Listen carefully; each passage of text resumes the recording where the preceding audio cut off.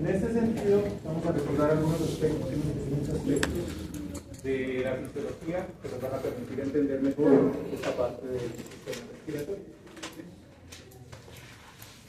Con respecto a la anatomía, pues nos acordamos que están la trompa, en la trompa están las narinas, que es por donde ingresa el aire que ingresa al sistema respiratorio, que habíamos mencionado, tiene que ser humidificado y además debe ser calentado a la temperatura corporal.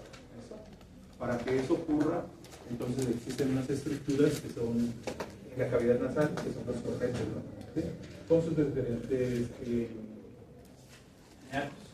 nato modal, todos estos natos que hay ahí, ¿cierto? Y lo que hace el aire es que va pasando por ahí y en estos sitios, ¿cierto? Se va calentando y se va humidificando. Lo otro que debemos tener en cuenta es que ahí se empieza la sedimentación de partículas. En el aire hay partículas, entonces ahí que se empiezan a mezclar con las secreciones nasales, que si nos acordamos, entonces parte de la humedad viene del conducto nasolacrimal que se encadena en la cavidad nasal. Posteriormente viene una parte que es como la boca, que es como un sistema respiratorio, que es la orofaringe y la nasofaringe. ¿Listo? Y de ahí el aire tiene que pasar a la faringe, ¿cierto? Y a la tráquea. Y la tráquea va a tener una parte que es cervical, en la cual podemos palpar, ¿sí? Y es en la que hacemos el reflejo tosígeno. El reflejo tosígeno lo hacemos en los primeros anillos, en los 3 anillos de la tráquea. ¿Sí? Y posteriormente ingresa a la cavidad torácica. En la cavidad torácica, más o menos a nivel, dependiendo de la raza, ¿no? Que es un candidato a la raza, más o menos a nivel del cuarto, quinto espacio intercostal, se encuentra la carina, y en la carina se bifurca, ¿sí? Para el lado izquierdo y para el lado derecho. Y ahí hay una diferenciación que está dada entre el pulmón izquierdo y el pulmón derecho, que es por el corazón. En el corazón hay una escotadura cardíaca, ¿sí? En el pulmón hay una escotadura cardíaca, que es el donde va el corazón, ¿sí? Y por esa razón hay un lóbulo menos. En el derecho hay un lóbulo accesorio en ese sitio, ¿sí? Entonces, bueno, y ahí vienen hay una nomenclatura que es bastante interesante y que es igual en todos los animales, ¿no? Sí, que es importante para aquellas personas que vayan a hacer o que tengan el endoscopio. Entonces hay una nomenclatura de acuerdo a las divisiones. Tiene la carina y para acá tiene una nomenclatura, para que no es una nomenclatura, y cada una de las divisiones tiene una nomenclatura, hasta donde uno puede ingresar. ¿Por qué es importante esa nomenclatura? Porque permite saber en qué sitio los pulmones se encuentran. Entonces los que vayan a hacer endoscopio a nivel pulmonar deben tener en cuenta eso, que van avanzando, y van encontrando los sitios en los que van avanzando. Entonces los pulmones se encuentran dentro de la cavidad torácica. En la cavidad torácica vamos a tener la pleura, ¿sí? Y en la pleura mediastinal, que hay una parte que recubre los pulmones y una parte que recubre la pared torácica. ¿Listo? Que es importante porque ellos pueden generar algunas patologías, como el neumotoras, el hidrotoras, motoras, que también las vamos a mirar. Eso sería como lo máximo, ¿cierto? Lo que debemos tener en cuenta con respecto a la anatomía. Y los bronquios se dividen en bronquiolos, y los bronquiolos se dividen llegan hasta los alveolos. Y los alveolos es la unidad funcional donde se realiza el intercambio gaseoso. ¿Qué más debemos tener? Entonces los pulmones nos van a servir para la ventilación, ¿sí? Básicamente lo que va a suceder es que el aire ingresa, ¿sí? Lo que mencionábamos, se calienta, se modifica, llega hasta los alvéolos, esa es la función, ¿no? Hasta los alvéolos, y en los alvéolos se va a presentar el intercambio gaseoso con la sangre y va a pasar el oxígeno hacia la sangre y de la sangre va a pasar el CO2 hacia los alvéolos, que se da la respiración. Cuando la sangre llega al alvéolo, entonces tiene que, como dice ahí, ventilación, hay una parte de difusión, que es la que estamos mencionando, el transporte, entonces tiene que llegar a la sangre y ese oxígeno tiene que llegar a cada una de las células del organismo a través del sistema circulatorio. Todas las células del organismo tienen que recibir el oxígeno que está ingresando. Recuerden que el oxígeno es importante para la vida de la célula y principalmente para el metabolismo celular. ¿Sí? Entonces es importante para la respiración. Estamos hablando de la ventilación, lo que hablábamos es el proceso por medio del cual el aire entra y sale de los pulmones. Esto se llama inspiración y expiración, ¿no es cierto? Expiración con X es otra cosa. Esto es como la tirosina que veíamos. La tirosina con X es una cosa, la tirosina con X es otra. ¿No? Expirar con X es fallecer, morir. Se acabó todo. ¿Listo? Entonces, es el proceso por medio del cual el aire entra y sale. Entonces, tenemos dos, con base en eso, tenemos dos movimientos que son fisiológicos, que son la inspiración y la expiración. Según García Sacristán, que es el único libro que lo tiene, yo lo he leído en los otros tres, que son los normales de fisiología. La inspiración es un proceso activo. Toca distender el tórax, hay un gasto de energía, hay que mover el diafragma, ¿no es cierto? Entonces ahí es un proceso activo. En la mayoría de los textos se considera que la expiración es un proceso pasivo, excepto en García Sacristán reportan ellos que en la expiración en los perros se presenta una contracción de los músculos intercostales internos que ayudan a esta separación. Entonces es una diferencia que ellos reportan que habría que tenerla en cuenta, ¿no? Como digo, es el único texto que lo menciona.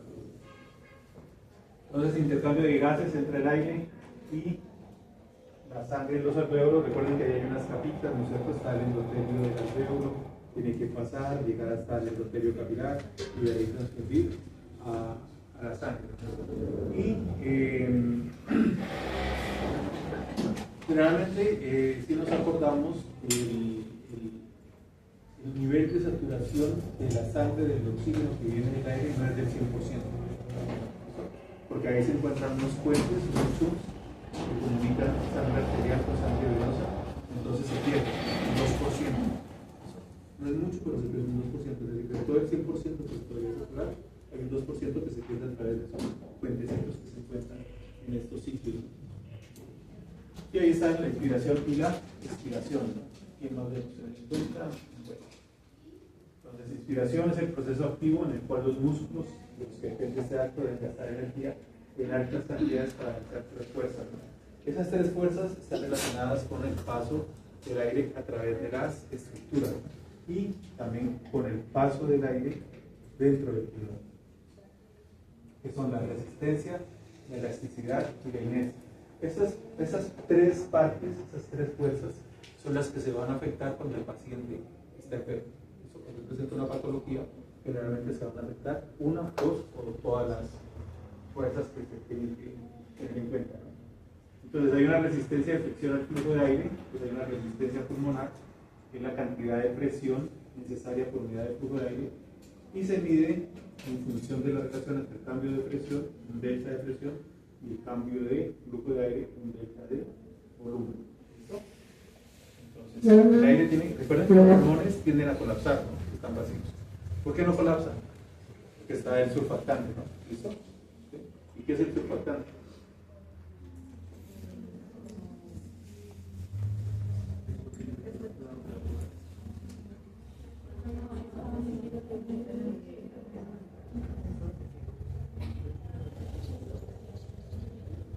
Es un líquido que se encuentra en el alveolo y evita, ¿no? que colapse. ¿En qué momento se produce ese líquido? ¿Por qué se produce?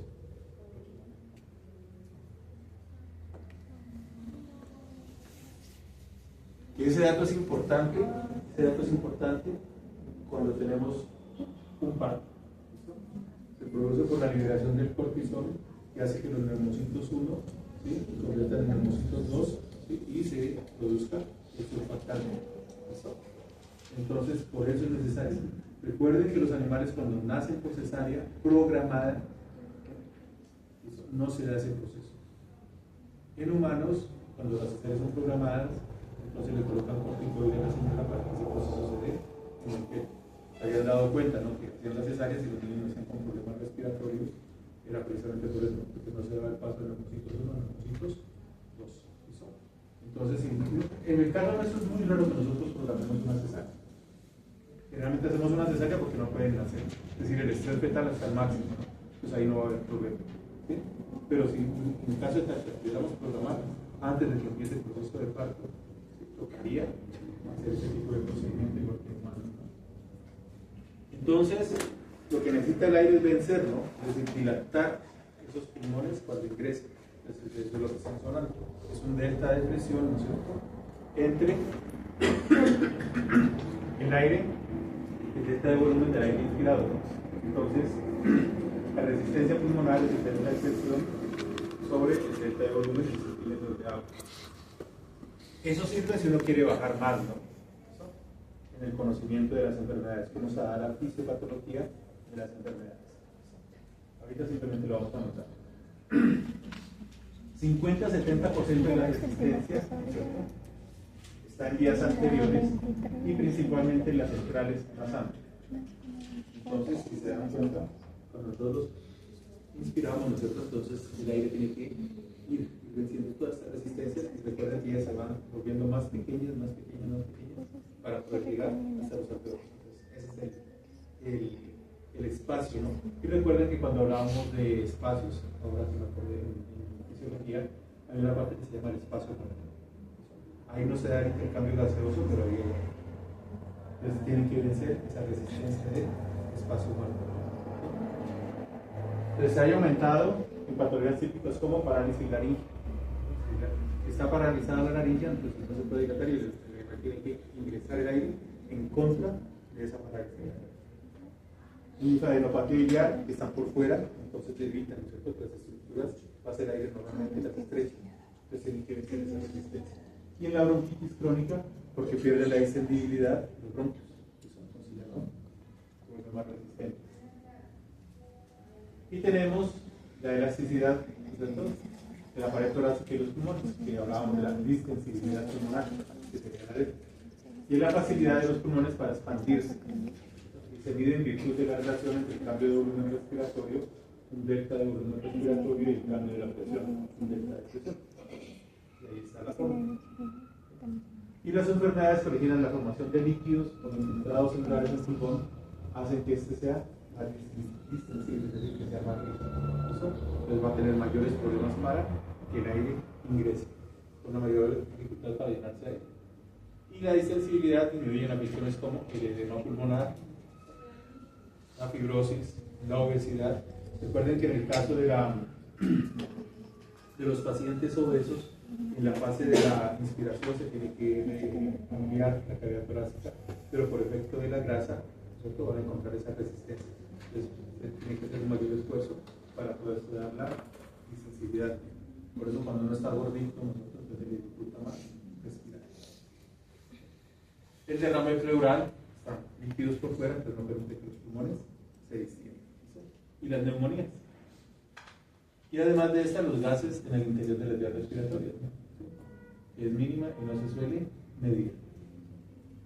Y en la expiración, lo que mencionábamos, que es un proceso pasivo, generalmente se considera un proceso pasivo, como ya les dije, con excepción de este libro, cuando no hay ejercicio.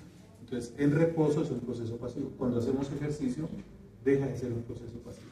¿Por qué? Porque toca aumentar el intercambio gaseoso para mantener la oxigenación de las células que están trabajando más. ¿Listo? Entonces se da como resultado el retroceso de las fibras elásticas del pulmón y van a volver a su posición. ¿Listo? Y de la pared torácica a su posición normal. Y generalmente el músculo que interfiere ahí es el diafragma. El diafragma está relacionado con cerca del 60-65% de la respiración. El resto está por los intercostales externos y por los intercostales internos. ¿Listo? Entonces el principal músculo de la respiración es el diafragma. Entonces ahí está, y la capacidad residual funcional y después de la inspiración. Y cualquier esfuerzo expiratorio activo, contracción muscular abdominal. Bueno, entonces aquí para poder relacionar esto. Recuerden que la respiración es costo abdominal, la respiración fisiológica. Tiene un componente costal, ¿cierto?, y un abdominal cuando expiramos. Entonces nos la pasamos, el abdomen se mueve para ayudar a sacar el aire a través del diafragma. ¿Listo? problemas a nivel costal, ¿sí? Se compensa con el componente abdominal. Y si tenemos problemas a nivel abdominal, se compensa con un aumento del esfuerzo en el componente costal. ¿Sí? Y eso nos ayuda visualmente cuando estamos examinando al paciente para ver que el patrón respiratorio no es normal, ¿no? Entonces, por eso aquí se habla, contracción muscular abdominal que se produzca en posición de reposo es un indicador de patologías difusas u obstructivas. Si se nos aumenta el componente abdominal, algo está pasando en la cavidad torácica. Entonces, de las vías respiratorias intratorácicas, ¿no? Con respecto a la distribución, pues habíamos mencionado, los vasos inhalados deben distribuirse uniformemente a todas las unidades de intercambio de los pulmones, a los alvéolos, para permitir la captación de oxígeno y la eliminación del CO2. El CO2 tiene 20 veces más afinidad por la sangre que el oxígeno. Eso ya lo ven ustedes en toxicología también, ¿no? Porque ¿cuántas veces más tiene el monóxido de carbono? Por eso nos intoxicamos con monóxido de carbono. Son 200 veces más, ¿no?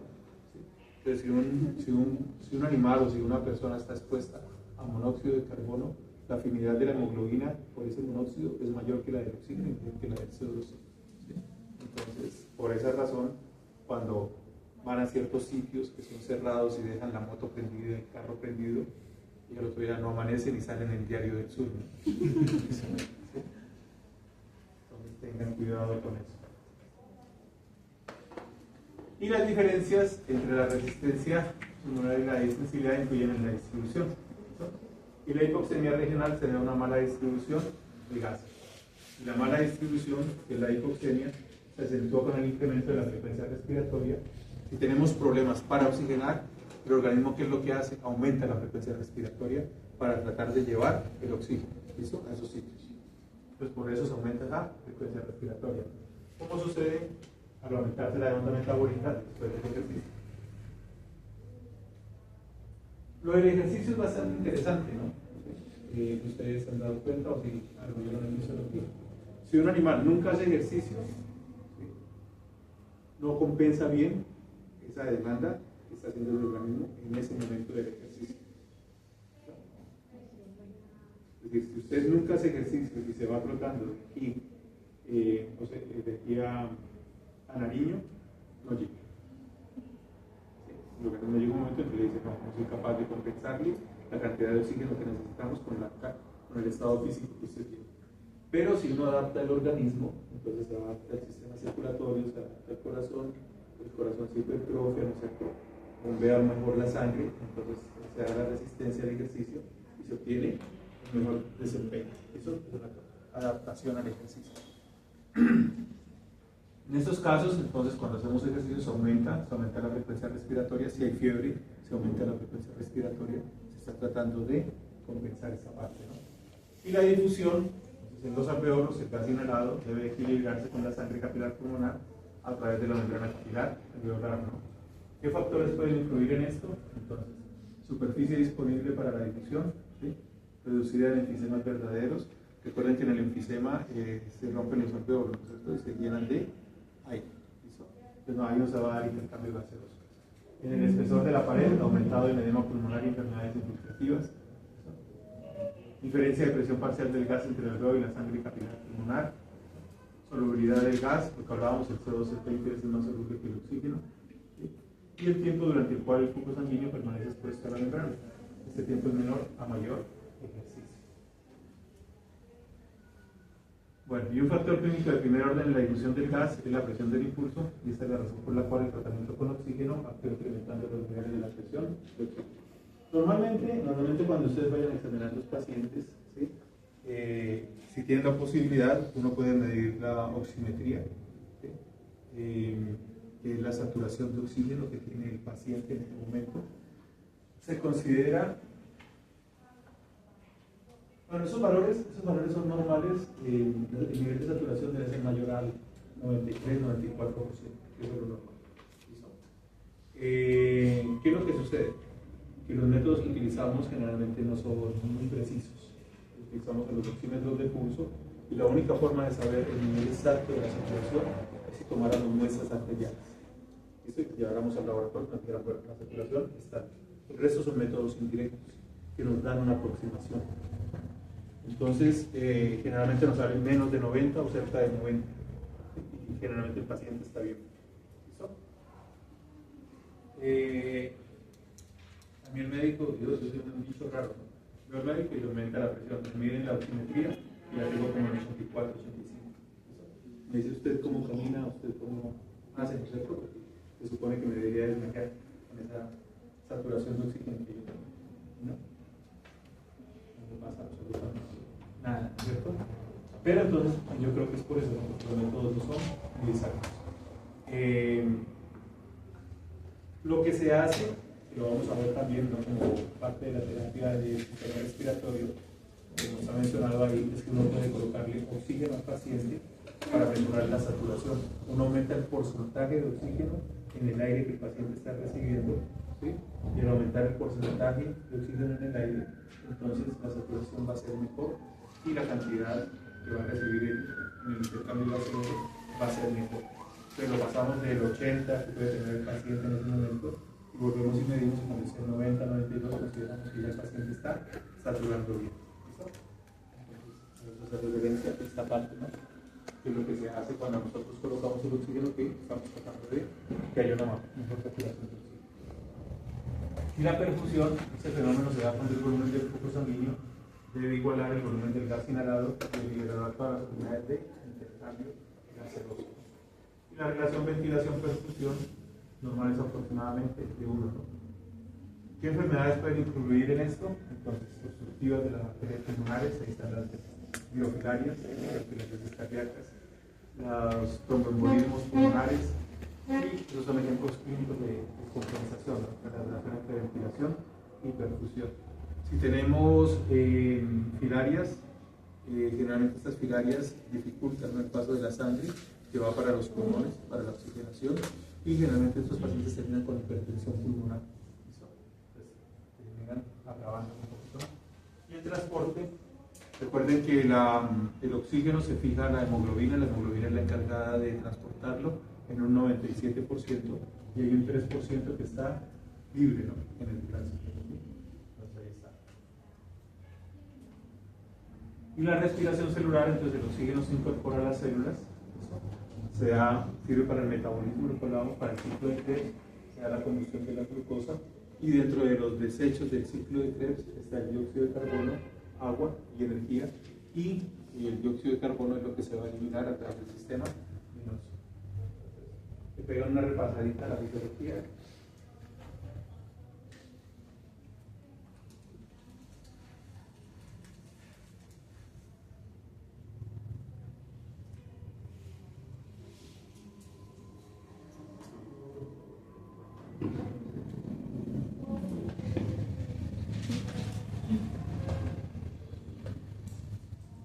Bueno, como habíamos mencionado, en piel y en ojo, es muy difícil que un patógeno colonice las vías respiratorias. Si el paciente se encuentra sano, ¿sí?, tiene unos mecanismos de defensa que van a evitar que se presenten este tipo de alteraciones. Va a haber unas bacterias que se encuentran normalmente en la cavidad nasal, que evitan, ¿no?, que se presenten infecciones. Va a haber una serie de mecanismos que evitan que las bacterias avancen más allá de la cavidad nasal. Entonces eso es lo que conocemos como los mecanismos de defensa pulmonar. Entonces tenemos unos no específicos, ¿sí?, que está dado por la dirección, por ejemplo teníamos la tráquea, ¿sí?, aquí está la carina que se bifurca para el lóbulo, para el bronquio principal izquierdo, el bronquio principal derecho, hasta llegar a los alvéolos. Esa disminución de tamaño hace que las partículas que se respiran, que incluye polvo, incluye bacterias, incluye virus, incluye diferentes componentes que están en el aire, se vayan precipitando. Entonces, dependiendo del tamaño, en el primer lugar donde se precipitan es en la cavidad nasal. Las más grandes se precipitan en la cavidad nasal. Por eso se forman los mocos. Los mocos son las secreciones normales que tenemos en la cavidad nasal, adicionadas de las sustancias extrañas que están entrando a través de la cavidad nasal. Entonces, estamos formando los mocos. Y todo el tiempo lo estamos produciendo, ¿no? ¿Qué es lo que sucede? Que normalmente nosotros no lo discutimos. Entonces usted respira y hace esto. Traga saliva y ahí está tragando también las secreciones de la respiratoria. Entonces no las vemos porque son poquitas y generalmente se presenta esto, ¿no? Otra cosa es cuando abundan y hacemos la expectoración. Vamos a más tarde con la expectoración. Y entonces, de acuerdo a eso, entonces tienen que ser muy pequeñas, tienen que ser de micras, no me acuerdo cuántas micras ahí está, pero tienen que ser muy pequeñitas para que puedan llegar hasta los alveolos. Están cornetes nasales, lo que hablábamos, las sinuosidades, las vías posteriores o inferiores, las bifurcaciones, ahí están partículas mayor o igual a 10 micras, en el colegio, ¿no? Mayor y menor, ¿no? ¿Cuántos exámenes no perdí por eso? No saber qué era esto. Retenidas en vías anteriores altas como nariz, faringe, laringe y tráquea, ¿no?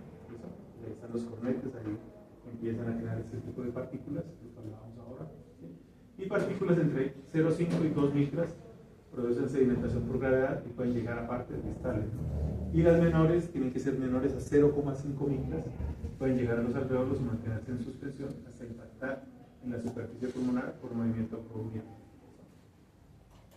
Entonces, ¿qué sucede? Aquí va a venir algo que es bien importante también con el pulmón sano y con el pulmón enfermo. Entonces aquí hay unas cilias, ¿sí?, que tienen esos movimientos, las vamos a mirar desde abajo, desde el alveolo, ¿sí? Si logran llegar hasta los bronquiolos, estas partículas, aquí hay unas secreciones, que son del tracto respiratorio, propias del tracto respiratorio, y hay unos movimientos de las cilias. ¿Sí? Y lo que tratan de hacer estos movimientos es captan estas partículas y las van a llevar, las van a ir sacando, ¿sí?, de los bronquiolos a los bronquios, a la tráquea, ¿sí?, hasta la laringe, y de ahí pasan otra vez a vías digestivas. Entonces, todo el tiempo el organismo está eso. Primero, el tamaño de la partícula para que no llegue. ¿Listo? Segundo, si llega, se precipitan, las atrapa. Y tercero, en estas secreciones todo el tiempo las está sacando el organismo a través de la laringe. Entonces, las mueve y las saca. ¿Listo? Era lo que les decía, ¿no? Que uno deglute ese tipo de secreciones. Entonces, ahí está. Elemento depurador, atrapa partículas y vapores solubles. El moco producido por las células caliciformes y glándulas mucosas, movimiento ciliar en tráquea que impulsa el moco a faringe. 20 milímetros por minuto, ¿no? Entonces todo el tiempo lo está haciendo, todo el tiempo lo está haciendo y mantiene las vías respiratorias limpias. ¿Qué es lo que hacen los virus? Antes de que se nos olvide, después que está más adelante, ¿no? Paraliza esos movimientos. Al paralizarlos, cambia, permite que se dé con la colonización de las bacterias. Él las estaba sacando y el virus llega, paraliza, entonces eso va a permitir la colonización de las bacterias. Entonces posee inmunoglobulinas, posee lisocimas, posee lactoferrina, posee interferón e inhibidores de las proteasas. Todas estas sustancias son antibacterianas. Todo lo que está ahí, entonces, si llega una bacteria, tiene todo un mecanismo para evitar que la bacteria colonice y se multiplique. ¿Sí? Y fuera de eso la saca y la manda para las vías digestivas. Tenemos los reflejos normales. De las vías anteriores están los estornudos. Si tenemos una sustancia que nos irrite las vías de la cavidad nasal, entonces ¿qué hacemos? Estornudamos y tratamos de sacar esa sustancia. El estornudo, bueno, cuando lo digamos allá hablamos un poco más. Entonces el estornudo, ya sabemos que es un mecanismo de defensa. Se puede presentar por cuerpos extraños, en los perros es frecuente. ¿Sí? Este tipo de cuerpos extraños puede ser pasto, y generalmente cuando se alojan en cavidad nasal el animal estornuda frecuentemente, pero en la medida en que se va dando el proceso inflamatorio alrededor del pasto, el estornudo disminuye. Y se presenta ocasionalmente por un estornudador crónico, pero la frecuencia va disminuyendo porque merma la irritación. Está la inspiración refleja de aire, está el laringoespasmo. Recuerden que hay un estornudo inverso que lo hacen algunas razas, sobre todo los brachiocefálicos. ¿Sí? Ellos normalmente hacen ese tipo de sonido, uno cuando va con ellos los escucha, ¿no? Que hacen un estornudo inverso. Y en las vías aéreas posteriores se encuentra la tos, y el broncoespasmo. Ya habíamos hablado de alguna farmacología, la tos la vamos a clasificar, si es una tos seca, si es una tos húmeda, que es importante para el tratamiento, ¿no? Y el mecanismo celular, pues ahí está, ¿no? Los linfocitos y las células plasmáticas, que son las que, si se da, pues va a llegar como respuesta inmunitarias locales y sistémicas, ¿no? Y los monocitos, los macrófagos y los neutrófilos que dan la fagocitosis y la depuración de desechos. Esto es lo que normalmente van a hacer ustedes, tanto en grandes como en pequeños animales, que son los lavados braquiales y los lavados bronquiales. En los lavados va a haber diferentes formas que también lo vamos observando, ¿no? Pasar una cánula a través de la laringe, se introduce a través de ella la sonda, ¿sí? Y se toma, inyectan generalmente 10 centímetros de agua destilada, y generalmente se recuperan 1 o 2, y eso es lo que vamos a ver en los procesos inflamatorios de las vías respiratorias, y si es posible que no hacer cultivos y antibiogramas, teniendo en cuenta si están alterados los mecanismos de defensa local. Y órganos, entonces están los nódulos linfocíticos de la submucosa y los nódulos linfáticos, ¿no? Que son centros de captación y procesamiento de antígenos inhalados para activar respuestas inmunes locales y sistémicas. Y los mecanismos específicos, que es la inmunidad humoral. Ahí tenemos las inmunoglobulinas, la inmunoglobulina G, que se encuentran en los alvéolos y en las vías respiratorias posteriores, provenientes de sangre y locales, ¿no? Entonces, se alteraron las vías locales, entonces tenemos todavía más defensas. ¿Listo? Tenemos un sistema de defensa de inmunidad humoral, ¿no? Y las inmunoglobulinas A, que son líquidos de vías respiratorias que permiten la aglutinación y la neutralización viral.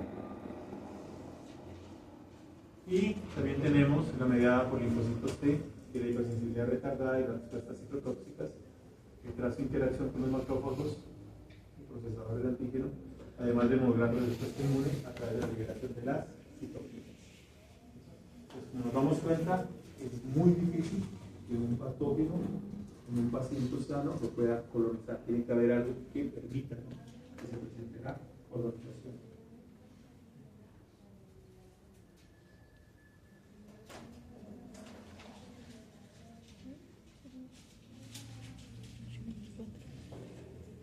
Con base en eso, entonces vamos a hacer el examen semiológico de los pacientes. El examen semiológico, aquí podemos hacer los 4 pasos, ¿no? Son inspección, palpación, auscultación y percusión.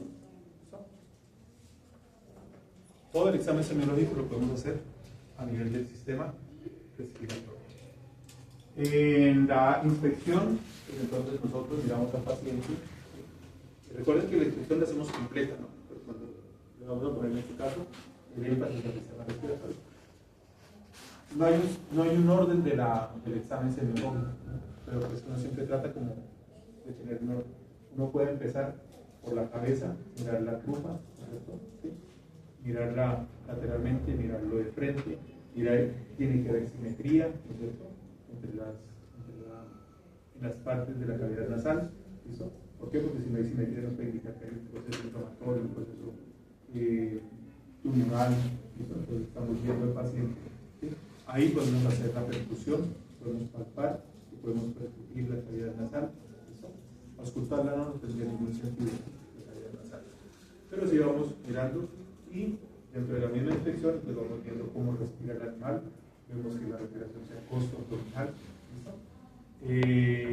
Estamos viendo las posiciones del animal. Recuerden que en algunos casos, cuando hay enfermedad cardíaca, el paciente abre el plano de sustentación y levanta la cabeza para poder que el aire le entre. Eso se llama ortopnea, ¿no? La posición ortopnea.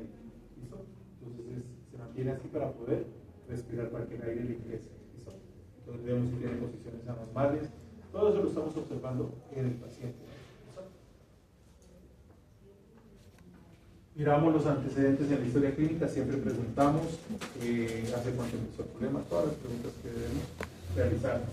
Y hacemos la exploración, la auscultación, y podemos hacer exámenes de laboratorio y podemos hacer imagenología. Los antecedentes, por ejemplo, estornudos, el animal tiene secreción nasal, puede tener epistasis. Epistasis, aquí hay que ver si el problema es unilateral o si es bilateral. Entonces, si se presenta secreción por una fosa nasal o si se presenta secreción por las dos fosas. ¿Y qué tipo de secreción se presenta? La secreción normal es serosa. En los perros es raro, ¿no? Uno casi siempre ve la nariz seca, pero no tiene una secreción normal que es serosa. ¿Qué dice la literatura? Dice que cuando inician los procesos virales, al principio nada más, se aumenta la secreción serosa. ¿Sí? Estamos hablando de vías respiratorias, ¿no? No en un parvo, no. Eso que es un virus. Pero cuando hay afecciones virales de las vías respiratorias, se aumenta la secreción serosa, que generalmente nos pasa desapercibido. ¿Por qué? Porque la secreción normal. Uno ve, uno se salen las gotitas y uno no le ve problema a eso. Pero es lo que reporta la literatura. Antes de que haya complicaciones bacterianas o antes de que haya la fiebre, entonces aumenta la secreción. Pero cuando empieza la fiebre, pues se reseca, no ve la nariz, la reseca. Posteriormente, la secreción puede ser, dependiendo del peso, puede ser mucosa. ¿Listo? Entonces cambia la consistencia y pasa a ser mucosa. Si hay ya un infiltrado inflamatorio, puede ser mucopurulenta y puede ser purulenta. Finalmente puede ser purulenta. Y, por otro lado, puede haber epistasis. ¿Por qué tenemos que ver si es uni o bilateral? Si se acuerdan, nosotros cuando estamos examinando al paciente, uno puede colocar la mano y mirarlo. ¿Sí? O coloca un espejo o un vidrio y se deben empañar de las dos cosas nasales. Si no se empaña, hay obstrucción de una de las cavidades, las cavidades nasales. ¿Qué puede producir ese tipo de secreciones? Entonces ya habíamos hablado de virus, pueden ser cuerpos extraños en la cavidad nasal, pueden ser bacterias, ¿no es cierto? Ya cuando empieza a volver un poco purulenta, pueden ser parásitos que se alojen en la cavidad nasal, ¿listo? Puede ser al inicio tumores, ¿no es cierto? Los tumores van aumentando, producen inflamación de la mucosa, ¿sí? Que se encuentran en la cavidad nasal, entonces empiezan a presentar este tipo de secreciones. Y cuando son la epistasis, en la epistasis se puede presentar por los mismos tumores, ¿listo? Cuando se rompe la mucosa y empiezan a sangrar, ¿listo? O a uno que deben tener presente, que ya hemos tenido varios casos, y son muy bonitos los casos. Creo que el doctor Rubén ahorita me quería mandar una historia para ustedes, que no me la envió, para el COP, la banca social. Puede ser TBT. Entonces, el TBT no solamente se localiza en las vías reproductivas, no solamente en la vulva o el pene del macho, sino que como los machos olfatean a la hembra cuando están secos. Y si se acuerdan ustedes, el TBT se da por implantación de células tumorales. Entonces, cuando se agachan o olfatean, se produce la implantación de las células y se puede presentar el sangrado, la epistasis. Entonces, siempre descarte cuando un paciente tenga epistasis, que eso sea un TBT. Es sencillo, ustedes comen la secreción, hacen el extendido de la coloración y se ven las células redondas. Ya tienen el TBT. ¿Cuál es el inconveniente que lo vamos a ver ahora? ¿No? Puede descender. Y hay reportes de localización de TBT en pulmones. No es metástasis, después de que va descendiendo. Lo que pasa es que el TBT es uno de los tumores más raros que hay. Porque generalmente lo que se produce es una alteración de las células normales, ¿cierto? Se vuelven tumorales, ¿sí? Está la metaplasia, ¿no? Que llega a la célula tumoral, y después se presenta, dependiendo del tipo de tumor, si hay metástasis, si no hay metástasis. En cambio, el TBT no es sencillo. El animal tiene que estar en contacto con el tumor y se da la implantación de la célula. Es decir, es bien raro. Es contrario a todo lo que nos han enseñado, ¿no? Que tiene que haber una alteración de la relación. Él llega y es una célula tumoral y aprovecha el organismo. Y se ha encontrado TBT en pulmones. Hay que tenerlo en cuenta. Y la secreción, recuerden si es unilateral o si es bilateral, ¿no? Si es bilateral, una secreción mucopurulenta, generalmente deben tener en cuenta que pueda que el problema no sea la cavidad nasal, sino que sean las vías respiratorias bajas. ¿Listo? Entonces, un paciente que tiene neumonía, las secreciones suben. Esos pacientes, recuerden que ni los perros ni los gatos pueden expectorar. Los que expectoramos somos nosotros, ¿no? Dale. Y a la pared. Eso es expectorar. ¿Listo? ¿Sí? ¿Sí les quedó claro el concepto? Bueno, ahí ya no quedan dudas, ¿no? Ellos, como no pueden expectorar, ocurre un problema bastante grave para los clínicos. Como no expectoran, entonces ellos deben tragar esas secreciones, como decíamos, ¿no? El sistema los lleva, pero como son bastantes, ellos no lo van a poder hacer y el propietario se confunde con vómito. El perro empieza, saca una cantidad bastante de saliva, generalmente saliva, ¿sí? Pero son secreciones del tracto respiratorio. ¿Sí? Entonces, cuando el propietario les diga que el paciente está vomitando y tiene un problema respiratorio, ¿sí? Lo que está es tratando como de expectorar, pero no puede expectorar. Ojo con eso, ¿no? ¿Sí? Cuando la clínica funcionaba, nos llegaron varios casos, ¿sí? De pacientes que llegaban con metoclopramida y era severela neumonía. A veces el colega no examina bien al paciente, el propietario le dice tiene vómito y le manda antinéticos. Le llevaban con metoclopramida, los examinaba uno y tenían exceptores y todo, la secreción nasal, y llegaban con antinéticos. Entonces deben hacer el diferencial.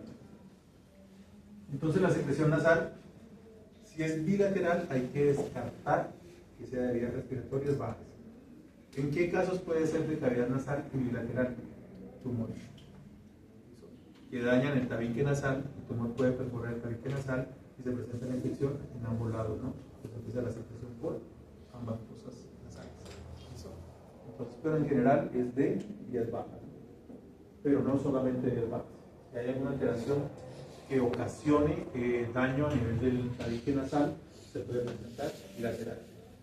Aquí también tuvimos un casito. El estudiante me apostó a la asignatura y perdió. No, era de la primera promoción. Eso no andaba buscando, no le haga caso a la apuesta. ¿No? Nos llegó un perrito con secreción nasal y le dije yo, para mí que es de la cavidad oral. Dijo, ¿cómo de la cavidad oral? Dije, sí, de la cavidad oral. Me dijo, apostemos. ¿Qué apostamos? Cuando hagas una apuesta conmigo, yo voy a ganar. Yo solo apuesto cuando estoy seguro de que voy a ganar. El resto le digo no. Entonces me dijo, apostemos la asignatura. Me dijo, listo.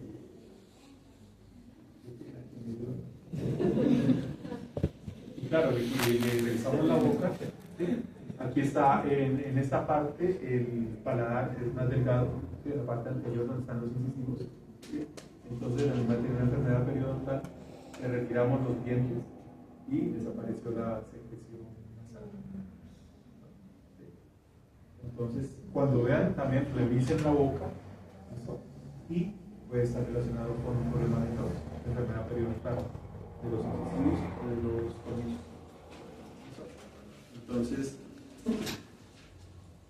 no todos, miren que no todos los problemas son de la cavidad nasal, ¿no? Pueden ser de la boca, pueden ser de vías bajas, entonces hay que examinar al paciente como uno solo, ¿no? Entonces, generalmente sí, ¿no? Son signos de enfermedad localizada en la cavidad nasal y en los tejidos paranasales, ¿no?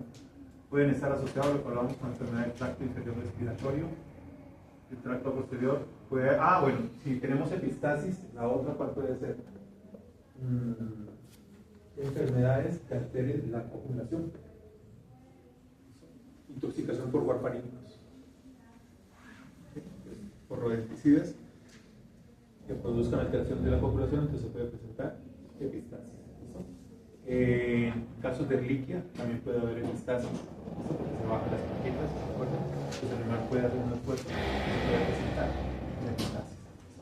Entonces hay que incluir enfermedades sistémicas que puedan ocasionar ese tipo de problemas. Tenemos un paciente con secreción nasal purulenta.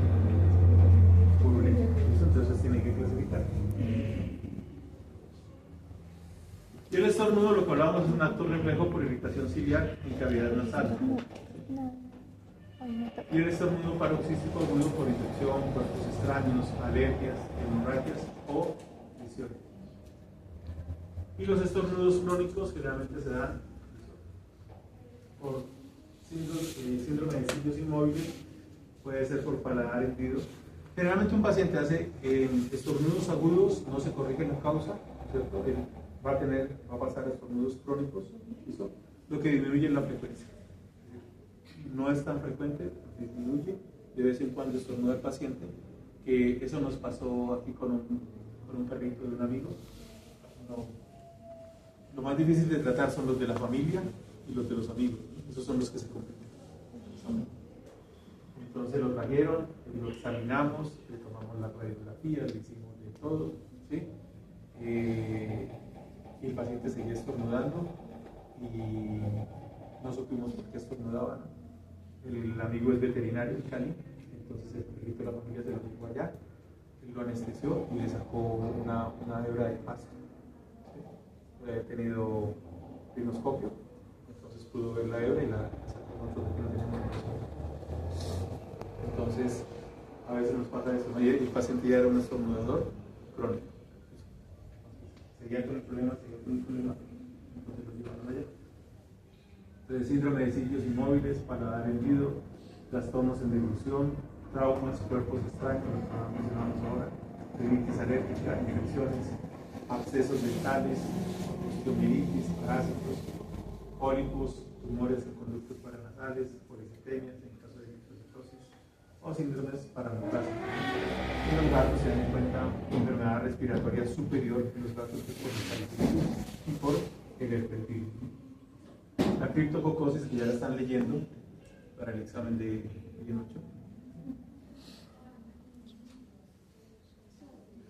El líder me propuso eso, que fuera antes del 25. Antes del 25 le iba a pensar. Y antes del 25 es el 18.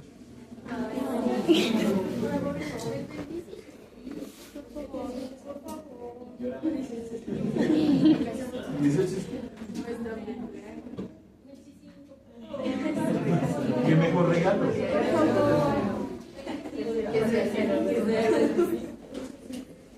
Ya no quieren, ya está en desorden.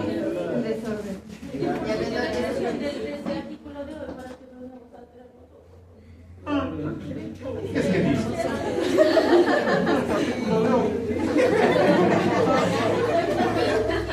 ¿Qué pasó?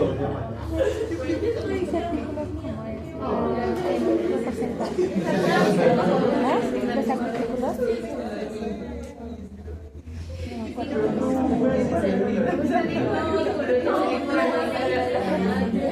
Pero leyó mal. Sí. En 8 días es el examen.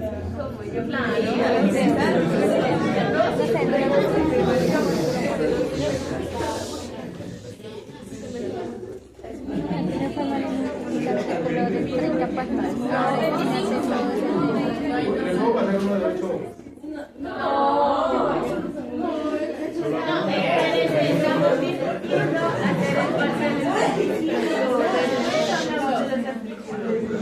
De un ensayo clínico controlado de todos los casos.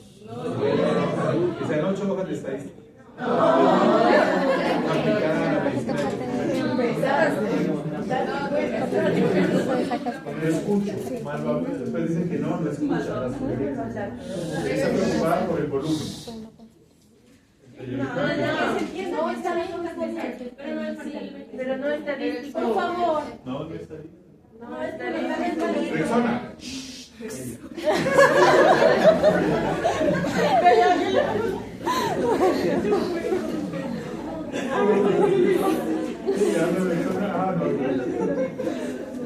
Rexona 2.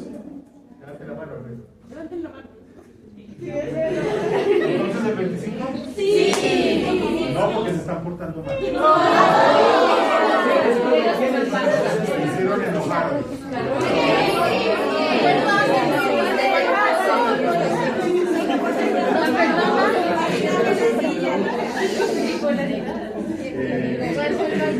Embajada,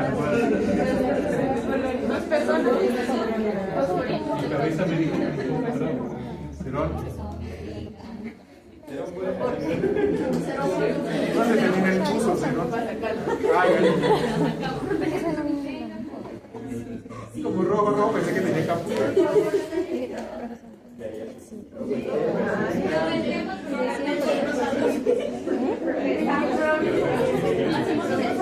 Sobre todo, miren ya muertas de la risa. ¿Qué dice de dónde? Para no embarrarla mucho. Bueno, tan bajito. Para arriba. El 25 porque tenemos parcial ahorita el lunes también. Tenemos parcial el lunes de réplico también. Sí, ya van a tener parciales. Pero pues que no se unan tanto. Es que el El video queda para el otro día. Sí, sí. Pero entonces a las 6:50. Listo. Bueno, Para no interrumpirle tanto. Y doña Lidia quiere correr con la Ducati para que podamos colaborar. sí. Dígale que está en juego los votos.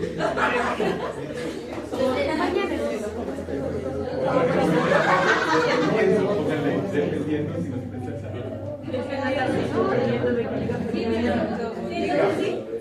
No, está. No, que sí. Pero a ver, vicioso. Vean. Entonces, habíamos hablado del aspergillus. ¿Se acuerdan que cuando se presenta aspergillus generalmente se presenta una hipopigmentación de la cavidad nasal, ¿no? ¿Listo? Entonces deben tener en cuenta esas hipopigmentaciones para descartar que sean aspergillus, ¿no? Y penicillium, ¿no? Que son las causas más frecuentes de enfermedad nasal crónica. Además de la criptococosis, que ya la tienen clara, la infección histoplasmocítica, la rinosporidiosis y la capilariosis. Capilaria pricta se localiza también en cavidad nasal. Malformación anatómica con drenaje inadecuado de senos o cubanas, así como los pólipos con causas de estornudo crónico, secreción nasal o respiración fluidosa en los gatos. Pues vamos a ver, no se presentan los pólipos, afortunadamente son benignos y son de fácil remoción, ¿no? Aquí están las ciclos de secreción, está la serosa, generalmente material extraño, lo que hablábamos, enfermedades virales, en las alergias. Y las alergias al principio también se presentan aumento de las secreciones serosa, que es la normal, ¿no?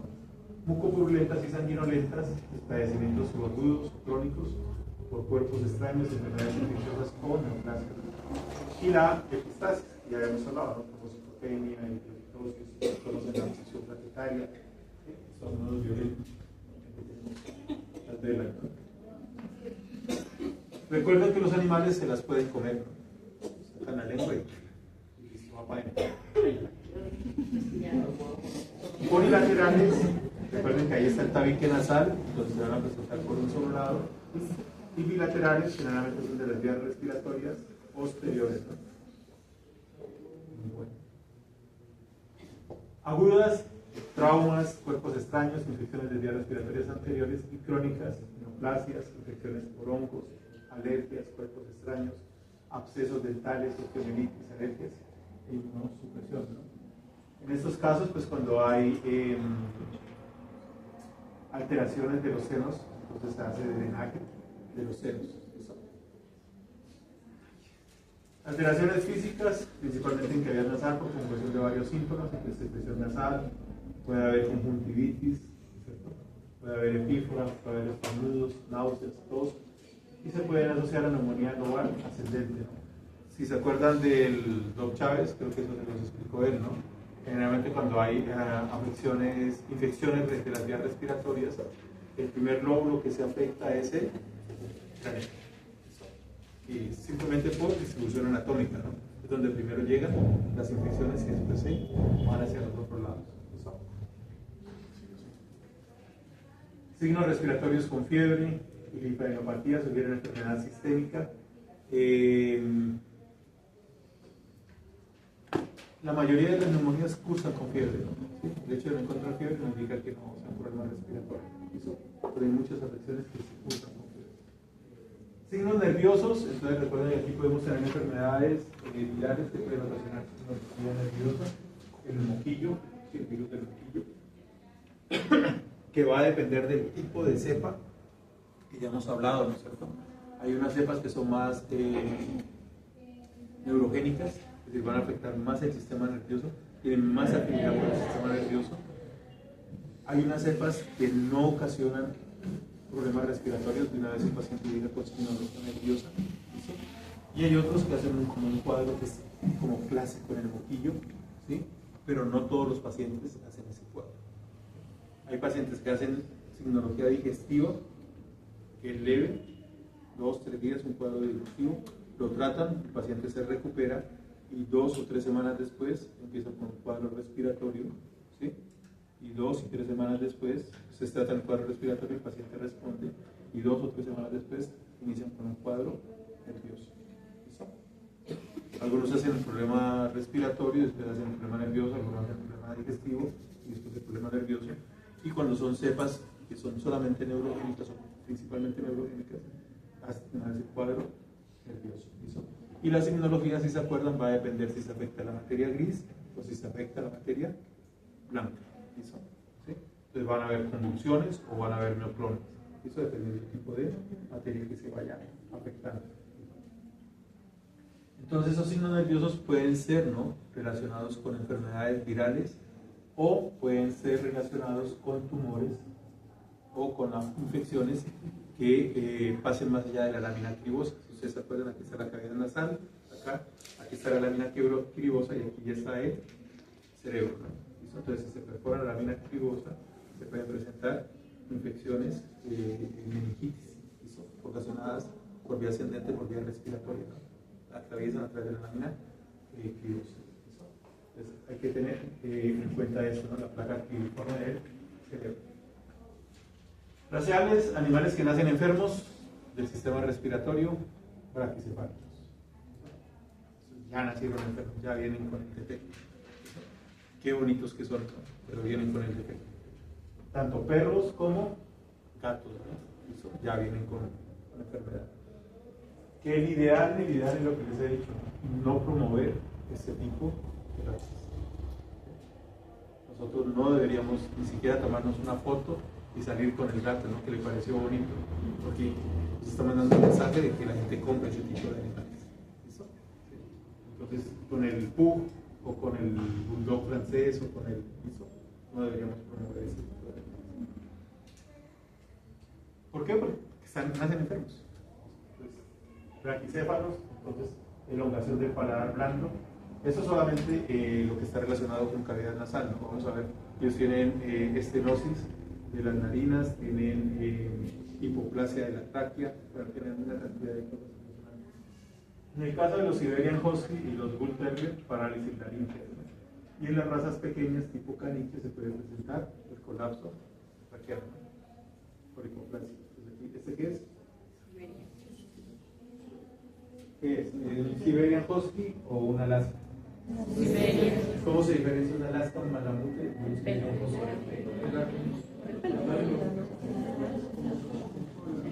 ¿Cuánto pesa un Siberian? ¿Cuánto pesa una Alaska? 40. De entrada, ya ustedes vieron el tamaño, ¿no? Como es la cola del Siberian Husky, como es la cola del Alaska, enroscada sobre el dorso, ¿no? ¿Listo? ¿Sí? El Alaska Malamute es la raza de los esquimales que ellos utilizaban, ¿no?, para arrastrar los trineos. Llegaron los gringos, compraron Alaska, ¿no es cierto?, a los rusos, compraron Alaska y se dieron cuenta de eso y se inventaron un deporte, que era la carrera de trineos. ¿Listo? Resulta que los Alaska Malamute eran muy pesados para jalar los trineos, entonces eran muy lentos, ¿sí? Los cruzaron a los Alaskan con otras razas y sacaron los Siberian, que son más livianos y corren más rápido. Ese fue el origen del Siberian Husky. Usaron los puntos para eso, para las carreras de trineos. Entonces este es, por la cola es un Siberian, ¿no? ¿Cuál es el problema? Que aquí en Pasto, hace 27 años cuando yo llegué, había un poquitos Siberian y había un poquitos Alaska. ¿Qué hizo la gente? Los cruzaron entre ellos. Entonces aquí no hay puros, ni el uno ni el otro. ¿Sí? Entonces cuando menos piensa usted tiene un perro grandotote de 35 kilos con la cola caída. Y se dice, bueno, esto no es ni Siberia ni es una Alaska, no corresponde a ninguno de los dos estándares. O ve esos perros así de 20 kilos con la cola por arriba, ¿no? Roscada arriba. Entonces son perros que se cruzaron entre ellos, porque no había reproductor.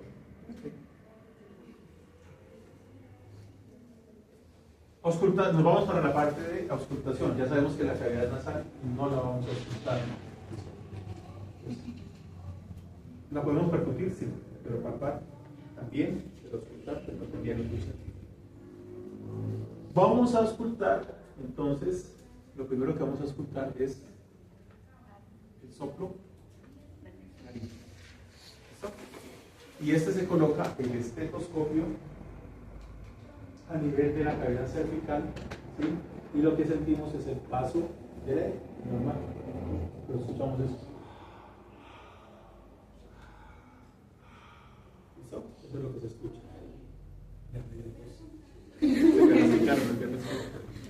¿Sí? Entonces, cuando ustedes tengan dudas y estén auscultando a un paciente, colóquenselo ustedes. ¿Sí? Como no han querido desde que vieron semiología hacer las prácticas con el perro de la casa, con la novia, con el novio. ¿Sí? Entonces, coloca uno aquí y uno siente el paso del aire. Es el mismo sonido que se escucha en la carita. ¿No? Lo escucha aquí, es el que va a escuchar cuando empieza a colocar el fonemoscopio en la carita. Exactamente. Lo primero que hay que hacer es educar el oído. Recuerden, siempre ausculten primero animales sanos. Entonces, ustedes ya saben que ese es el sonido normal, lo escuchan aquí y lo escuchan acá. Exactamente igual. Casi que con la misma intensidad. Entonces, ese es el punto de referencia. Entonces, región laringea, tráquea cervical, región cervical media del cuello, ¿no? Entonces, escuchamos este sonido. Ahora nos vamos a ir para los pulmones. Entonces, ya escuchamos el soplo glótico o laríngeo, aquí las cervicales, vámonos para los pulmones. Para los pulmones hay que delimitar. Castillo, examen dentro de 8 días, entonces está pidiendo a gritos. Se conversa. Arreño, teórico para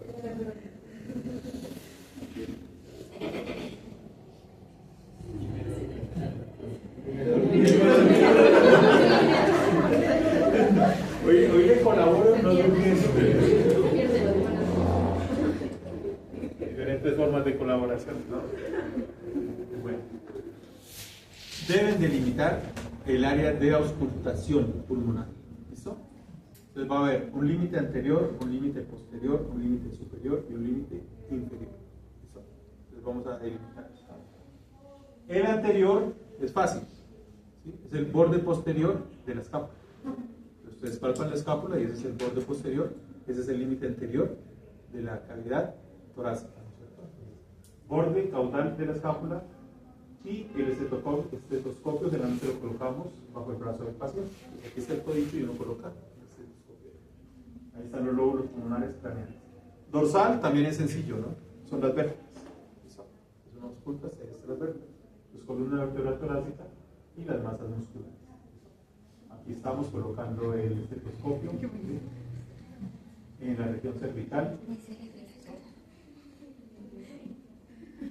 Caudal, este es más complicadito, es el único que es complicado, que es que recuerden que el límite entre la cavidad torácica y la cavidad abdominal es el diafragma. ¿Listo? Entonces, el límite posterior es el diafragma, la posición del diafragma. ¿Listo? Y esa posición del diafragma va desde el 11º espacio intercostal, ustedes empiezan en la parte superior, el 11º espacio intercostal, trazan una línea imaginaria, ¿listo?, hacia el esternón, ¿sí? Cuando trazan esa línea imaginaria, entonces resulta que en la mitad pasa por la 9ª costilla, ¿listo? Entonces empiezan en la 11, trazan la línea hacia el esternón y ahí está la 9ª costilla. Entonces tienen referencia, esa es la inserción del diafragma. Hasta la unión, ¿sí?, con el esternón. Entonces ventral y ventral vamos a tener en cuenta el esternón, ¿listo? Pues acá, pues ahí está, anterior, dorsal, posterior y esternón. Ese es el área que tenemos que auscultar. Se tiene que auscultar toda el área, no es colocarlo en un sitio y ya.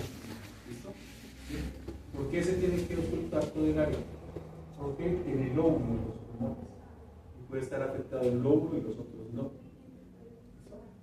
¿Sí? Y hay que auscultar a ambos lados, tanto al derecho como al izquierdo. ¿Listo? Porque puede estar afectado el pulmón derecho y estar normal el pulmón izquierdo. Entonces, si ustedes no hacen la auscultación completa de los campos pulmonares, se les puede pasar la información. ¿Sí? La auscultación se hace completa, teniendo en cuenta la distribución de los campos pulmonares. Ya vamos a ver. Esto primero veamos lo normal, ¿no?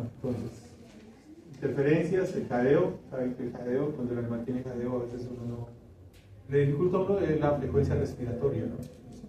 Se le dificulta uno. Lo otro es que con el jadeo se le dificulta a uno la auscultación cardíaca. Es más difícil auscultar el corazón.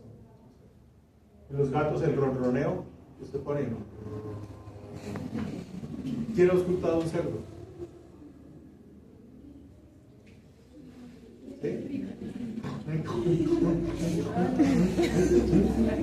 no escucha uno nada, ¿no? Y uno ahí y el señor viéndolo, ¿no? Y uno ahí haciendo que está haciendo el trabajo. Y uno no escucha a nadie, el señor como que aterrado de que uno está escuchando algo, ¿no? Es puro teatro lo que uno hace, es escuchar un cerdo. Puro teatro. Bueno. Frotamiento, ojo, ustedes cuando coloquen el estetoscopio lo deben dejar quieto. Si lo mueven, entonces eso produce un ruido y usted se puede confundir que eso es un ruido de origen pulmonar. ¿Listo? ¿Sí? Y los borborismos. Los borborismos no se deben escuchar en la cavidad torácica. ¿Cuándo podríamos escuchar borborismos? Cuando hay hernia diafragmática. Entonces ustedes colocan el estetoscopio y empiezan a escuchar.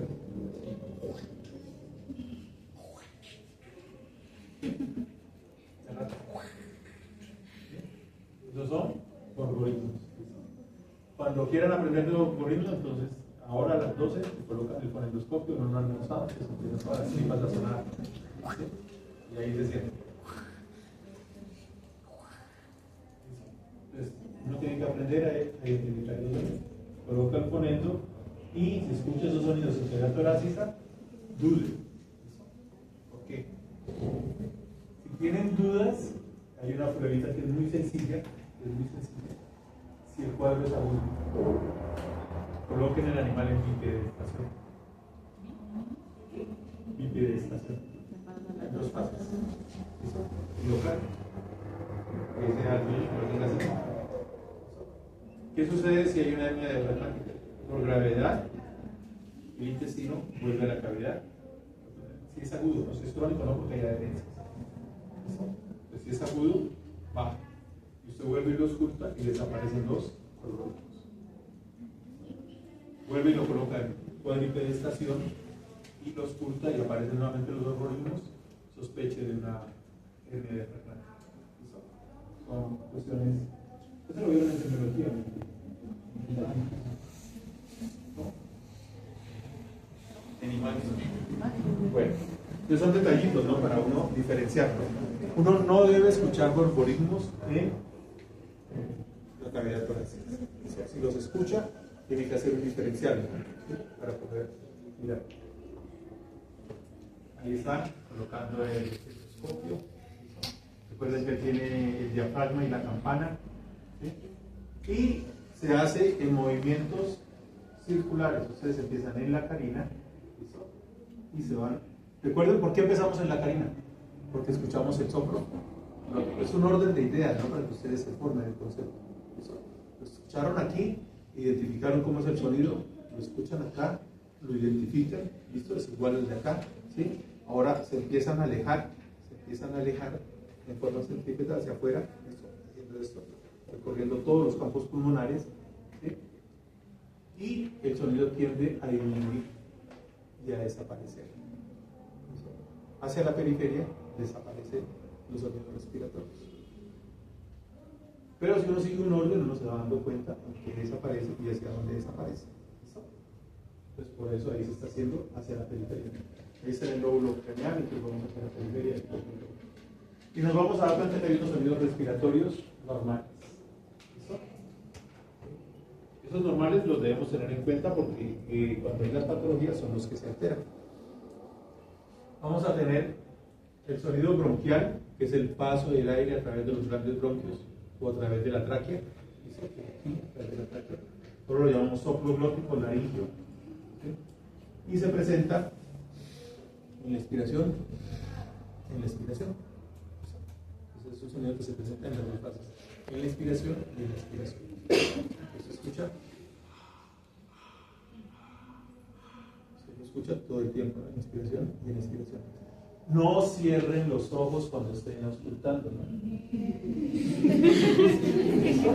¿Sí? Y entran en trance, ¿no? Entonces no cierren los ojos. Usted tiene que mirar cuando está auscultando los movimientos del tórax y del abdomen. Recuerden que la respiración es costo-abdominal. Entonces tiene que mirar en qué momento se da la inspiración, ¿sí? ¿Qué está sucediendo? Y cuando se da la expiración, ¿qué está sucediendo? Eso con los movimientos. ¿Sí? Para determinar si la patología es abdominal o para determinar si la patología es torácica. Entonces no cierren los ojos. Verifiquen, ¿no? Tengo 3 casos, lástima que no tenía celular en esa época, ¿sí? 3 casos reportados, ¿sí? De un estudio clínico aleatorizado de estudiantes que auscultan y el fonendoscopio está aquí. Profe, no escucho nada, ¿no? Si se lo coloca en las orejas, de pronto escucha algo, ¿no? ¿Listo? Tengo 3 casitos, ¿no? De diferentes épocas, ¿no? De diferentes promociones. ¿Sí? Entonces uno los deja, ¿no? Es raro, ¿no? ¿Será que tiene apagamiento de los sonidos respiratorios? A tratar de divagar con el estudiante, ¿no? Entonces, verifiquen, ¿no? No vayan a hacer ese oso, ¿no? Verifiquen siempre ponerse las olivas en las orejas. ¿Sí? Bueno, no vayan a dar papaya porque ahora sí les tomo fotos, ¿no?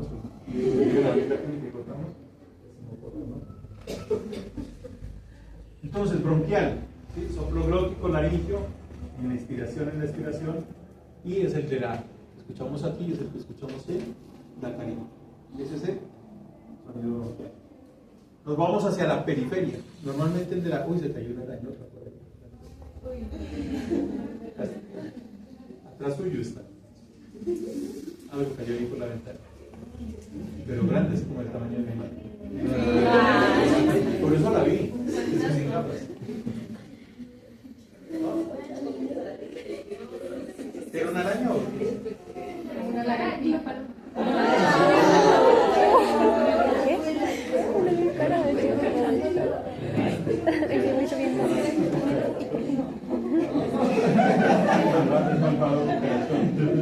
Bueno, entonces el vesicular, ojo, el vesicular generalmente es muy difícil de escuchar, generalmente no lo escuchamos. ¿Listo? Está hacia la periferia, es el que se da, el sonido que se da cuando el aire entra a los bronquiolos. ¿Listo? Entonces generalmente no lo escuchamos. Y el broncovesicular, por eso lo hacemos de esa manera, entonces miren que el bronquial va disminuyendo, ¿sí? Y es una superposición del bronquial con el vesicular, de sobreposición de sonidos en la región periférica de campos pulmonares. Entonces vamos aquí, bronquial, broncovesicular, vesicular. ¿Listo? ¿Sí?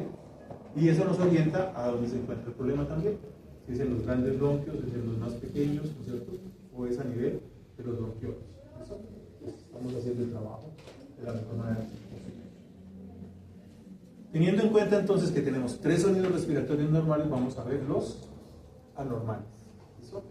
¿Sí? Sonido vesicular aumentado. ¿En qué caso se puede aumentar el sonido vesicular? Cuando se es blanco. Entonces hay menos músculos, no hay grasa. Entonces, ¿qué pasa con el sonido? El sonido tiene que pasar, ¿no? De donde se producen estas capas para llegar al estetoscopio. Si estas capas no existen, si no hay la grasa y si no hay músculos, entonces se escucha más fácilmente. ¿Listo? Simplemente física, ¿no? El sonido nos llega más fácilmente. Entonces, todos los pacientes, causas parietales, ¿no? Ataxia, lo que hablábamos ahora, ¿sí? Atrofia muscular, ¿listo? Pues son menos gruesas las capas de los músculos, lo escuchamos más. Recuerden que no es fácil, ¿no? Entonces, si ustedes ven un paciente flaco y lo escuchan, tengan en cuenta que ese puede ser por la patología que tiene, no por la patología. Por casos pulmonares, compensación. Recuerden que el pulmón tiene una zona de reserva, ¿no? El pulmón hacia la periferia no trabaja, es una zona de reserva. Se presenta una enfermedad, entonces no se da el intercambio gaseoso en el lóbulo craneal, tipo de infección. Entonces él activa la zona de reserva que tiene y empieza a hacer el intercambio. Como se activa esa zona, entonces empezamos a escuchar el sonido con mayor facilidad, ¿no? Entonces nos indica que ahí está activando la zona de reserva de estos pacientes. Descompensación funcional de las partes sanas y compensatorio metabólico. Anemias severas. ¿Listo? Recuerden que en anemias severas el paciente va a tener problemas para la difusión del oxígeno. ¿Por qué? Porque no tiene glóbulos rojos. ¿Sí? Entonces, ¿qué hace? Aumenta la profundidad y la frecuencia para tratar de oxigenar mejor. Entonces, en anemias severas, en acidosis metabólicas y en hipertermia y en excitación. Entonces, podemos encontrar aumentado el sonido vesicular. Disminuido, pues es lo contrario, ¿no? En un paciente obeso, difícilmente vamos a poder escuchar el sonido vesicular. Después está disminuido por ventilación pulmonar, en casos de enfisema, consolidación pulmonar, ¿listo? Y disminución en la condensación del sonido por obstrucción, ¿no? Por causas pleurales, derrame, efusión, hernia diafragmática. Es frecuente la hernia diafragmática. No solamente puede pasar el intestino, a veces no pasa el intestino, la estructura que imita generalmente con el diafragma parece el hígado. ¿Listo? Entonces pasa el hígado. Esto se oculta y no hay sonido respiratorio. ¿Listo? ¿Sí? Entonces, ¿por qué? Porque el hígado no permite, ¿no?, que pasen los sonidos respiratorios. Entonces ahí también debemos sospechar, ¿no? Hernia diafragmática, ¿no? Pero generalmente cuando pasa el hígado. ¿Qué más tenemos? Tenemos ojo con esto, ¿no? ¿Sí? Uno generalmente les pregunta y se confunden, ¿no? ¿Sí? Soplos primarios, que son las sibilancias. No confundir con los soplos cardíacos. ¿Listo? Como el examen viene respiratorio y cardíaco, a veces uno pregunta ¿qué otro nombre tienen los soplos primarios? Y empiezan, ¿no? Desdoblamiento de S1, desdoblamiento de S2. ¿Listo? Y estamos hablando de sibilancias. ¿Listo?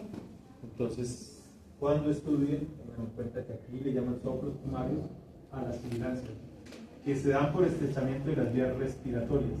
Entonces, como se reduce el tamaño de las vías respiratorias, el problema no es en inspiración, ¿sí? El aire entra, pero cuando va a salir encuentra las vías estrechas, ¿sí?, y no produce este sonido. En expiración principalmente, ¿sí?, los soplos primarios, ¿sí? ¿En qué casos? Laringoespasmos, broncoespasmos, obstrucciones, ¿no? Vamos a tener los estridores. ¿Listo? Básicamente es lo mismo, ¿no? Es un estrechamiento, pero este es de las vías altas. ¿Listo? Los soplos primarios, los sibilancias, son de las vías bajas. ¿Listo? Y los estridores son de las vías altas.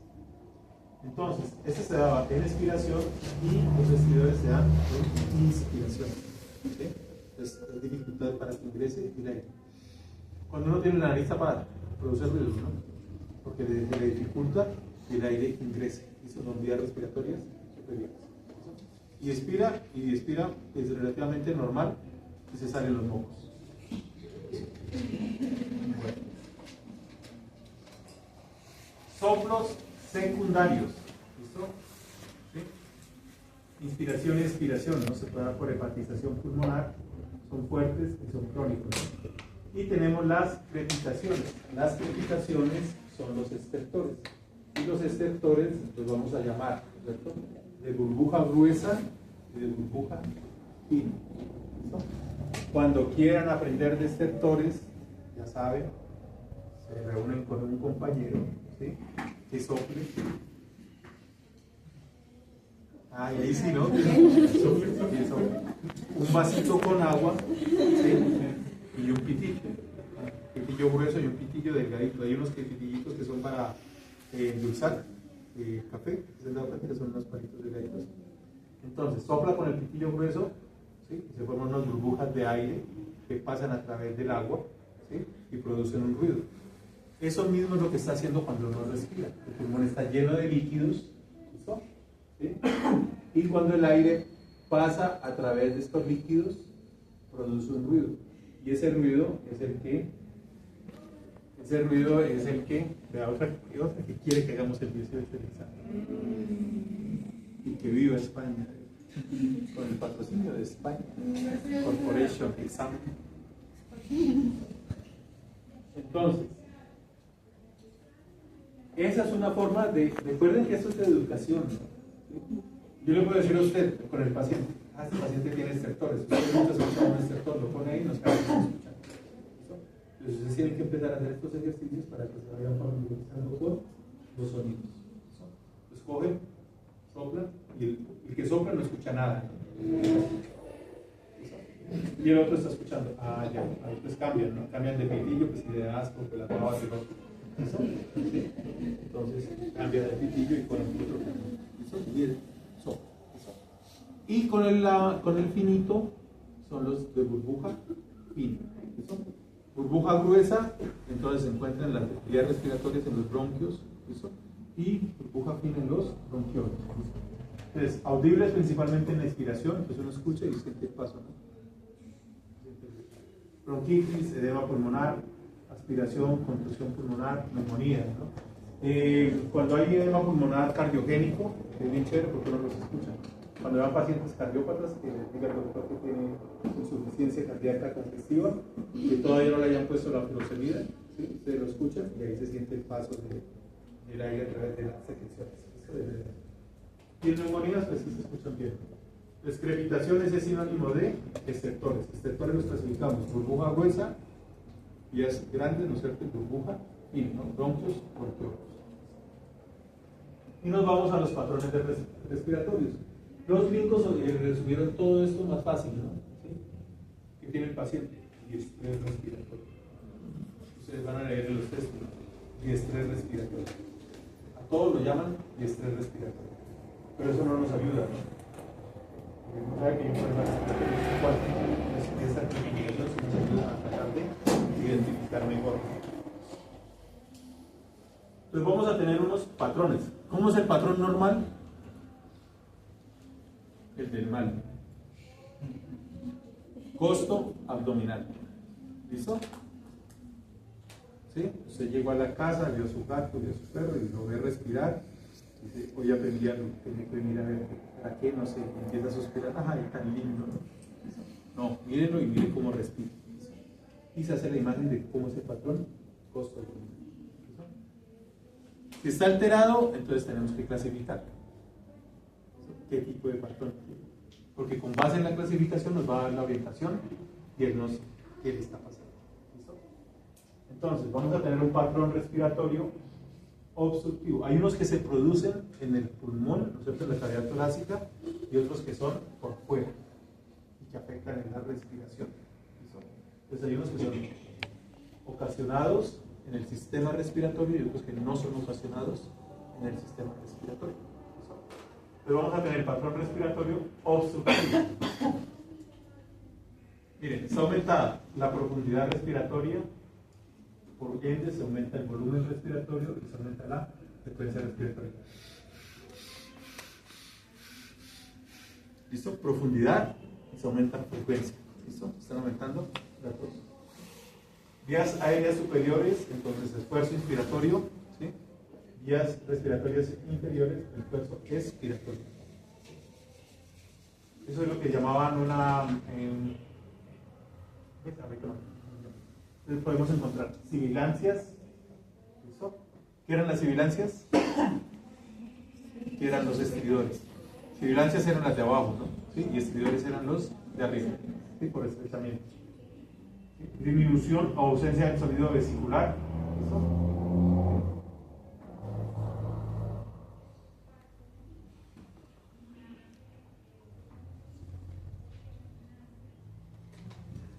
Y podemos tener patrón respiratorio obstructivo, ya lo vimos, vamos para el restrictivo, ¿no?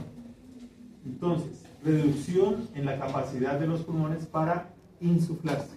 ¿Listo? Volumen respiratorio está disminuido porque está reducida la capacidad. ¿Sí? Está disminuida la profundidad respiratoria y está aumentada la frecuencia respiratoria. ¿Qué sucede con esto? Que es una respiración superficial. ¿Listo?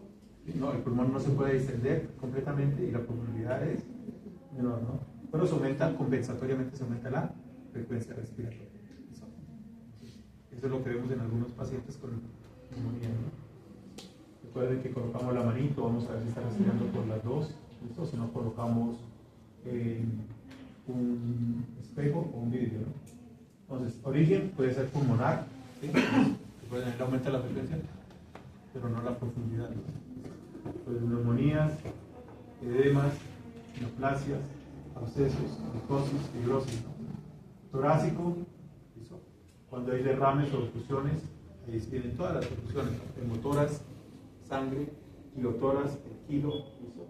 Piotoras, pus, ¿cierto? Neumotoras, aire, ¿listo? Trasudados, hernia diafragmática, tórax inestable, cuando hay fracturas múltiples, el animal por dolor, ¿no?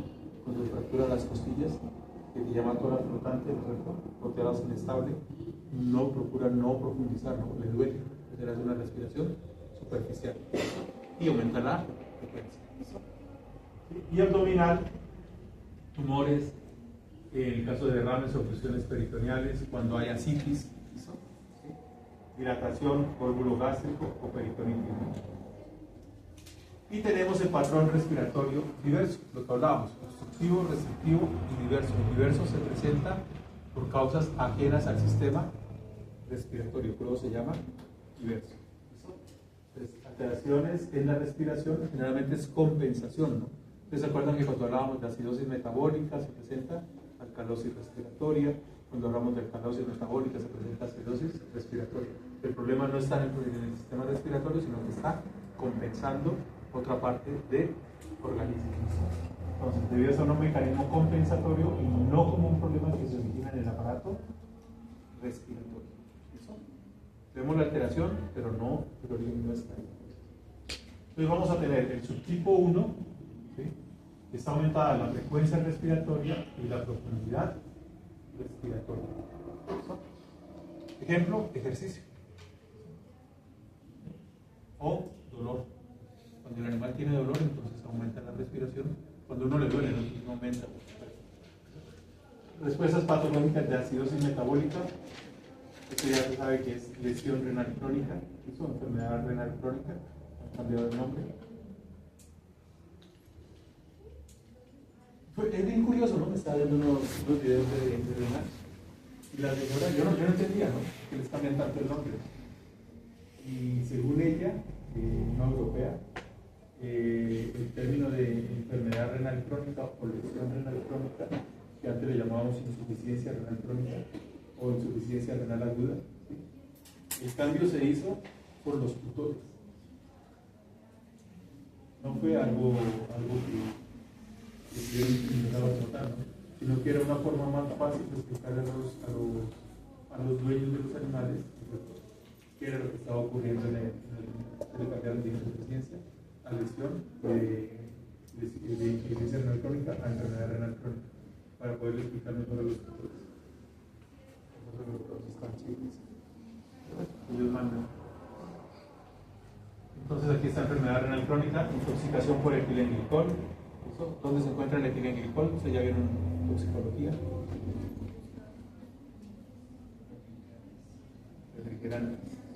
¿De qué? De carros.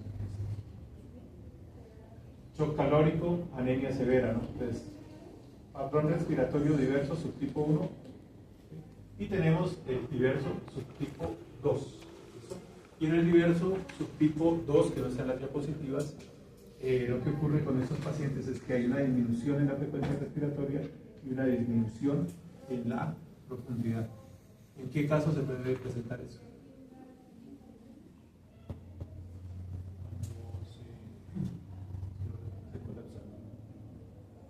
El origen no es el pulmón.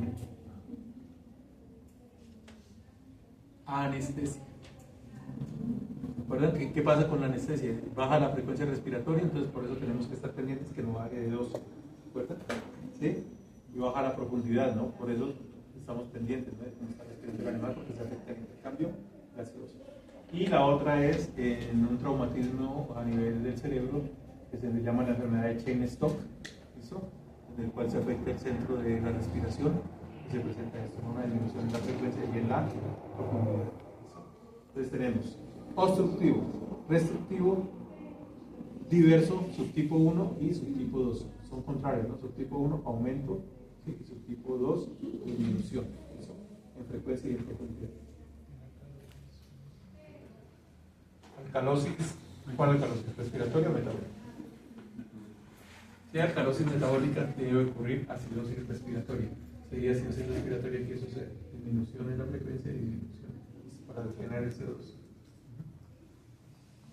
Pruebas de laboratorio que podemos hacer. Algunas nos van a ayudar, otras no mucho.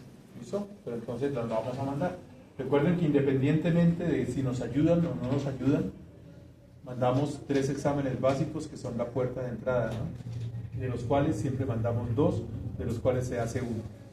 ¿Listo? ¿Sí? Los 3 básicos son hemograma completo, parcial de orina y coprológico. ¿Listo? Coprológico mandan solamente con vías digestivas, casi nadie manda coprológicos. ¿Listo? Parcial de orina, el Doc José vive peleando con todos los empleados de ahí porque no mandan parciales de orina. ¿Listo? ¿Sí? Y hacen diagnósticos de enfermedad renal crónica sin parcial de orina, ¿no? Entonces, ojo con eso, ¿no? El problema, cuando llegamos a renal, si llegamos, no, si tenemos que llegar a renal, es que casi nunca hacemos medicina preventiva con las vías urinarias. Y la forma de hacer la medicina preventiva es con los parciales de orina. Eso, poder diagnosticar antes de que haya una semiología grave. Pues casi nadie manda parciales de orina. No sé por qué. Debería ser es una prueba de rutina. Eso, es la puerta de entrada. ¿Sí? Entonces, no solamente el hemograma, tiene que mandarse el parcial de orina. Entonces, vamos a hacer evaluaciones hematológicas. Ahí ya saben ustedes, pueden encontrar anemias, pueden encontrar linfocitosis, monocitosis, todo lo que pueden encontrar. Pruebas serológicas. Entonces podemos encontrar para moquillo, ¿no es cierto?, para problemas respiratorios, podemos encontrar para tanto de perros como de gatos, ¿no? Vamos a mandar pruebas serológicas. Y radiografías, que ya pues ustedes tienen toda la experiencia del mundo, ¿sí? Es más, si ustedes colocar una radiografía en el examen, la leen perfectamente. Para enfermedad nasal crónica, por ejemplo, para placas ventrodorsales con boca abierta y laterales y frontales del seno. Podemos hacer radiografías de tórax, ya saben que hay, siempre deben ser 2 proyecciones ortogonales, ¿no es cierto? ¿Sí? La lateral y la ventrodorsal, por lo menos. Y cuando se sospecha de tumores debe haber una oblicua de tórax, ¿no? Porque a veces quedan tapados por los poros, con oblicuos se puede ver. Citologías de cavidad nasal, cultivos y antibiogramas, biopsias que podemos hacer y las muestras de sangre. Aquí hay un error. ¿Cuál es el error?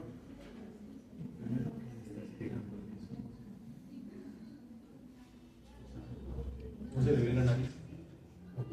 No, o sea, la querida.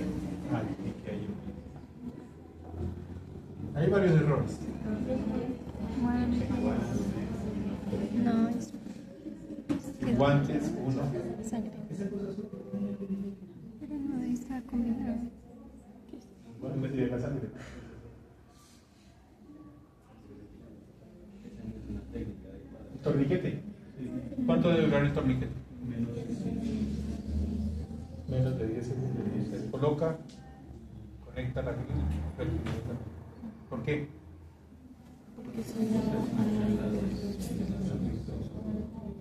Hay hemoconcentración, Esto por efecto del torniquete. Entonces, No debe haber que y los guantecitos. Y trabajar con guantes, ustedes porque se van a enseñar a trabajar con guantes. Pero uno que nunca ha trabajado con guantes es bien poco. Muestras de orina. Canalizar hembras no es fácil. Pasar las hojitas de hacer si donde están rotando, pregunten, ¿no? Si ellos toman muestras de orina de hembras. Y si toman, pidan el favor de que les hagan una práctica. ¿Cómo? Histosintesis. Sí. Pero finalmente pidan a ver si pueden tomar. Histosintesis en los gatos, ¿han visto? Se coge la veguita y el lateral, ¿no? En los perros es en la cicatriz del ombligo por debajo y en los gatos lateral. Y pues las citas que vamos a mandar a la hora, como mínimo, ¿no? Digamos, bueno.